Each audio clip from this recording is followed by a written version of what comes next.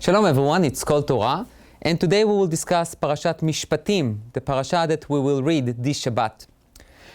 In this parasha, we really have a tremendous amount of details, of commandments, of mitzvot, directions and guidance of how to build a society.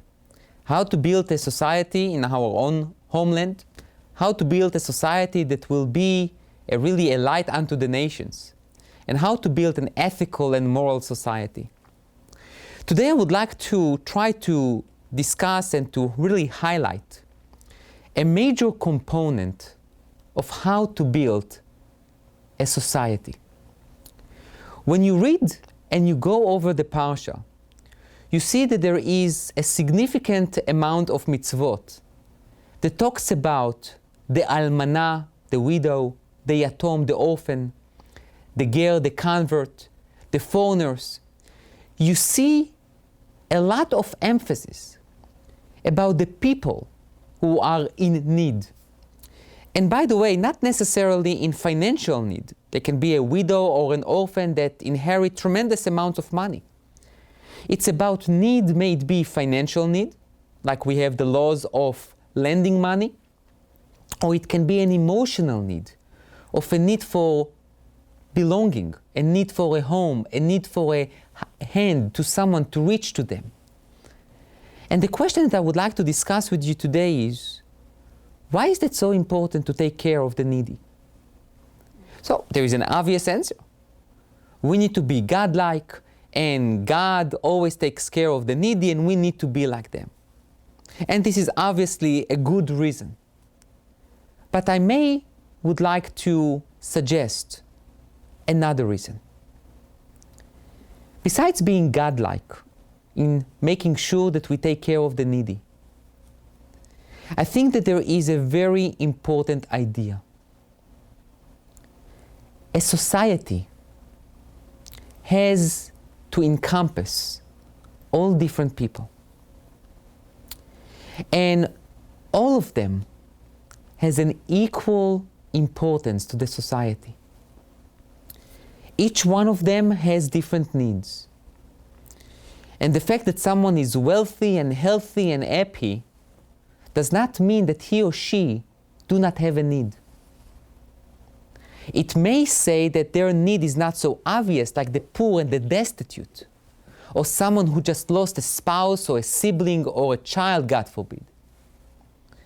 But I think that the idea is to see a need everywhere we go. It is not only to focus on what we call the obvious needy people, but it's to be mindful and to be aware of need, period. To know that even someone who plays that everything is great in his life or her life, to know that there is always something that someone needs. Because as we know, life is not a Hollywood movie. Life is not everything perfect from A to Z. There is always something that we need, that we want, that we would like to have. And this is something that I think the Torah is trying to teach us. When the Torah emphasizes so much about the needy people, it's not only about the needy people, but it's about the idea of being aware that there are other people besides us, and that there are other needs besides our needs. And not to put ourselves in the center of the stage and to think that we are the only people who matter. There are needs everywhere. The question is, do you see them? And if the answer is in the negative, we need to work on ourselves. And if the answer is positive, then the question is, what do you do about it? And I think this is so important for us to know, because sometimes we just focus on, this guy is very poor, we need to help this guy, this is a destitute, and sometimes just writing a check and that will be enough. Need is much more than just writing a check. To address a need is to be involved with the person. And I would just like to conclude with one idea that Rabbi Shimshon Raphael Hirsch brings in his commentary on the Chumash. Alva'ah in Hebrew is loan in English, to lend money to someone. But alva'ah is much more than that.